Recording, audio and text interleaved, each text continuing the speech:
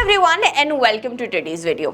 जब भी आप इन्वेस्टमेंट करने जाते होंगे तो बहुत सारे ऑप्शंस हैं जिनको आप इन्वेस्टमेंट करने से पहले एनालाइज करते होंगे कि कौन से इन्वेस्टमेंट ऑप्शन आपके लिए ज्यादा बेटर रिटर्न्स दे सकते हैं।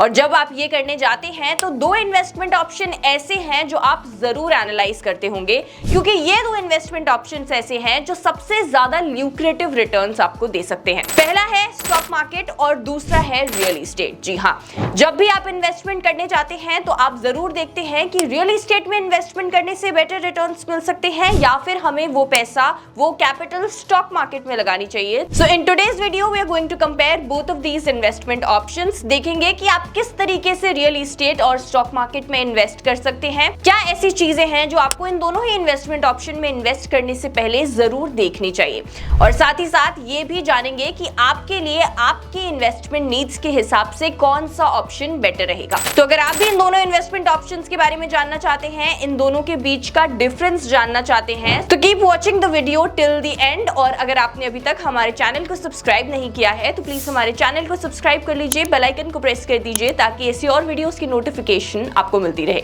और अगर आप स्टॉक मार्केट के अंदर इन्वेस्टमेंट करना चाहते हैं तो आपको एक डीमैट अकाउंट की जरूरत पड़ेगी। डिस्क्रिप्शन में लिंक दिया गया है, आप जाकर वहां से फ्री में अपना डीमैट अकाउंट ओपन करवा सकते हैं। चलिए जल्दी से अब वीडियो में आगे बढ़ते हैं और बात करते हैं रियल एस्टेट और स्टॉक मार्केट के बारे में। तो सबसे पहले स्टार्ट करते हैं रियल एस्टेट से। 2005 में रियल एस्टेट का जो मार्केट साइज था ये था $50 बिलियन, और ऐसा एक्सपेक्टेड है कि बाय 2030 ये जो मार्केट साइज है रियल एस्टेट सेक्टर का it is going to be $1 trillion. और हम भी ये बात काफी अच्छे से जानते हैं कि इंडिया के अंदर रियल एस्टेट सेक्टर काफी ज्यादा बूम कर रहा है और आने वाले सालों में भी काफी ज्यादा बूम करने वाला है, क्योंकि इंडिया के अंदर इंफ्रास्ट्रक्चर बिल्डिंग पर गवर्नमेंट काफी ज्यादा फोकस कर रही है। नए नए रेजिडेंशियल प्रोजेक्ट्स बन रहे हैं, बिल्डिंग्स बन रहे हैं, ऑफिसेस बन रहे हैं। तो ऑल इन ऑल जो रियल एस्टेट सेक्टर है वो इंडिया के अंदर काफी ज्यादा आगे बढ़ रहा है। वहीं अगर हम बात करें स्टॉक मार्केट की, तो इंडियन स्टॉक मार्केट ने लास्ट 10 इयर्स के अंदर 10.9% के एनुअल एवरेज रिटर्न्स दिए हैं। दोनों ही ऑप्शंस रियल एस्टेट और स्टॉक मार्केट काफी ल्यूक्रेटिव इन्वेस्टमेंट ऑप्शंस हैं जिनके अंदर आप इन्वेस्टमेंट कर सकते हैं। और इन दोनों ही ऑप्शंस के अंदर अगर आप लॉन्ग टर्म इन्वेस्टिंग को करते हैं then they can be a very good investment option for you. चलिए अब जल्दी से ये देख लेते हैं that what are the ways through which you can invest in the real estate sector. तो सबसे पहला तो तरीका काफी सिंपल और कॉमन है कि आप रियल एस्टेट प्रोजेक्ट्स को खरीद कर उन्हें परचेज करके रियल एस्टेट के अंदर इन्वेस्टमेंट कर सकते हैं। दूसरा जो ऑप्शन है ये है कि आप रीट्स के थ्रू इन्वेस्ट करके भी रियल एस्टेट के अंदर इन्वेस्टमेंट कर सकते हैं। रीट्स क्या होती हैं? REITs are like mutual funds जो कि रियल एस्टेट प्रोजेक्ट्स के अंदर इन्वेस्ट करते हैं। तो अगर आप रीट्स के अंदर इन्वेस्टमेंट करते हैं for investing in the real estate sector, तो ये आपकी जो इन्वेस्टमेंट होगी ये काफी ज्यादा लिक्विड हो जाएंगी, जो कि रियल एस्टेट सेक्टर के अंदर कम देखा जाता है। इनलिक्विड होती हैं इन्वेस्टमेंट्स, लेकिन रीट्स के अंदर इन्वेस्ट करने से आपको बेटर लिक्विडिटी मिल सकती है। इसके अलावा आप फिक्स एंड फ्लिप के थ्रू भी इन्वेस्टमेंट कर सकते हैं रियल एस्टेट प्रोजेक्ट्स के अंदर और रिटर्न्स जनरेट कर सकते हैं।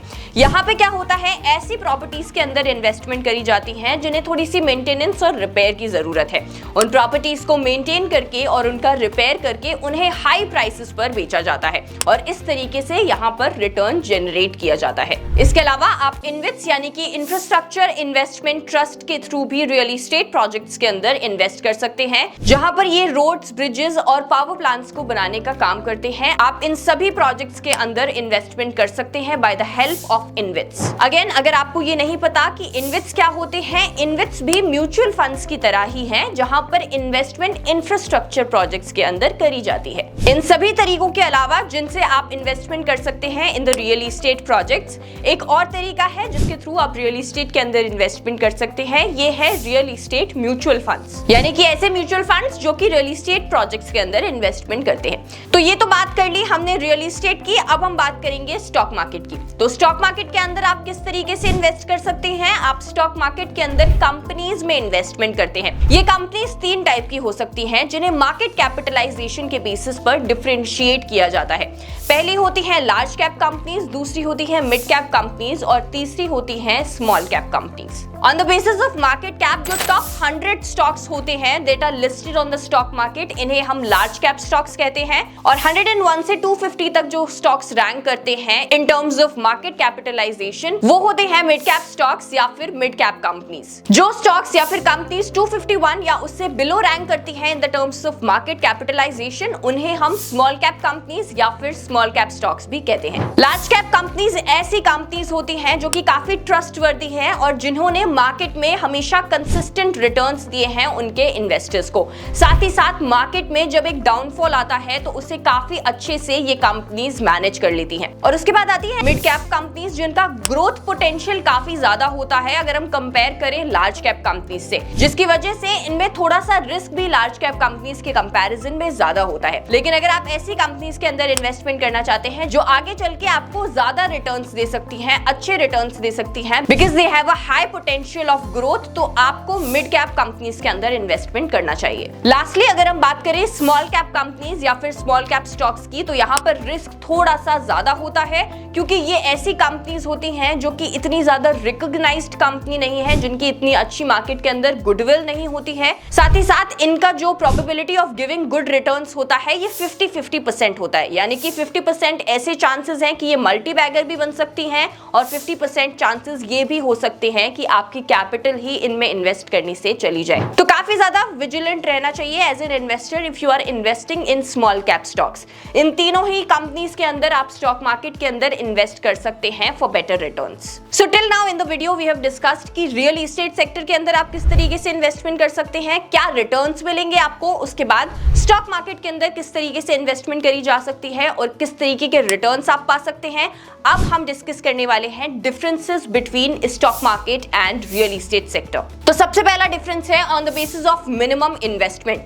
जैसे कि मैंने आपको बताया रियल एस्टेट सेक्टर के अंदर मिनिमम इन्वेस्टमेंट थोड़ी सी ज्यादा लगती है क्योंकि यहाँ पर आपको डाउन पेमेंट देना होता है जिसका अमाउंट काफी ज्यादा हो सकता है। वहीं अगर हम स्टॉक मार्केट की बात करें तो यहाँ पे आपको मिनिमम इन्वेस्टमेंट की जरूरत होती है और आप मिनिमम इन्वेस्टमेंट करके भी स्टॉक मार्केट के अंदर इन्वेस्ट कर सकते हैं, एंट्री ले सकते हैं। Now this is why stock market is very easily accessible for the investors और रियल एस्टेट सेक्टर के अंदर कुछ एंट्री बैरियर्स होते हैं when it comes to investing. अब बात कर लेते हैं difference in between these two options on the basis of stability. तो स्टेबिलिटी के बेसिस पर रियल एस्टेट सेक्टर ज्यादा स्टेबल है in comparison to the stock market, क्योंकि जैसे कि आपको पता है that the stock market is very much volatile. यहाँ पे शेयर प्राइसेस बहुत इजीली, बहुत जल्दी चेंज होते रहते हैं और जिसकी वजह से आपके रिटर्न्स कम ज्यादा हो सकते हैं। साथ ही साथ स्टॉक मार्केट की वॉलेटिलिटी के पीछे, स्टॉक प्राइसेस के आगे बढ़ने और नीचे जाने के पीछे काफी सारे रीजंस होते हैं। ये रीजंस हो सकते हैं रिलेटेड टू जियोपॉलिटिकल इश्यूज या फिर ग्लोबल मार्केट में कुछ बहुत बड़ा चेंज आया हो या फिर हमारी इंडियन इकोनॉमी में ही कोई ऐसा चेंज आया हो जिसकी वजह से मार्केट्स बहुत ज्यादा इफेक्ट हुए हों।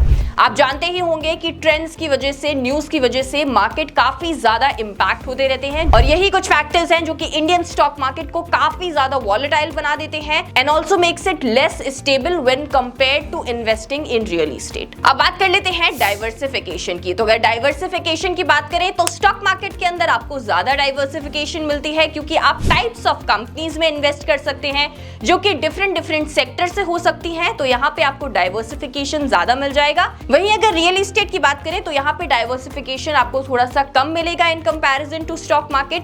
फिर भी आपको डाइवर्सिफिकेशन अगर चाहिए तो आप रीट्स के अंदर इन्वेस्टमेंट कर सकते हैं, उससे आपको थोड़ा बहुत डाइवर्सिफिकेशन मिल जाएगा अगर आप रियल एस्टेट के अंदर ही इन्वेस्टमेंट करना चाहते हैं। लेकिन फिर भी वो डाइवर्सिफिकेशन स्टॉक मार्केट के कंपैरिजन में काफी कम होगा। अब डिस्कस कर लेते हैं difference on the basis of periodical payments. तो अगर आप रियल एस्टेट के अंदर इन्वेस्टमेंट करते हो तो आपको ईएमआईज मिल सकती हैं, आपको रेंटल इनकम मिल सकती है और भी कई तरीके की पीरियोडिकल इनकम है जो आप रियल एस्टेट में इन्वेस्टमेंट करके कमा सकते हो ऑन अ रेगुलर बेसिस। वहीं अगर बात करें स्टॉक मार्केट की तो यहाँ पे आपको जो इनकम मिलती है वो डिविडेंड के फॉर्म में हो सकती है या फिर कैपिटल गेन के फॉर्म में हो सकती है। अब यहाँ पे आपको कोई रेगुलर सिमिलर इनकम मिले ऐसा जरूरी नहीं है, ये डिपेंड करता है मार्केट के ऊपर। चलिए अब लास्टली बात कर लेते हैं differences in between these to investment options on the basis of tax implications. तो अगर रियल एस्टेट सेक्टर की बात करें तो यहाँ पे अगर आप लॉन्ग टर्म के लिए इन्वेस्टमेंट करेंगे तो टैक्सेस आपको काफी कम देने पड़ेंगे। बात करें अगर स्टॉक मार्केट की तो यहाँ पे आपको दो तरीके के टैक्स देने पड़ते हैं, short term capital gains tax और long term capital gains tax. 15% short term capital gains tax applicable होता है अगर आप अपनी इन्वेस्टमेंट्स को 1 साल से पहले सेल आउट करते हो। वहीं long term capital gains tax applicable होता है 10% का अगर आप 1 साल से ज्यादा होल्ड करते हो अपने इन्वेस्टमेंट्स को। लेकिन यहाँ पे आपका जो गेन है वो 1 लाख रुपए से ज्यादा होना चाहिए। अगर 1 लाख रुपए से कम गेन है तो यहाँ पे आपको कोई भी long term capital gain tax नहीं देना पड़ता है। So that was it for today's video. I hope आपको इन सारे डिफरेंसेस की हेल्प से ये समझ में आ गया होगा कि आपके लिए कौन सा इन्वेस्टमेंट ऑप्शन बेटर है, रियल एस्टेट में इन्वेस्ट करना या फिर स्टॉक मार्केट में इन्वेस्ट करना। अगर आपको वीडियो इन्फॉर्मेटिव लगा हो तो प्लीज इसे अपने फ्रेंड्स के साथ शेयर जरूर कर दीजिएगा और हमारे चैनल को ऐसे और वीडियोस के लिए सब्सक्राइब कर लीजिए।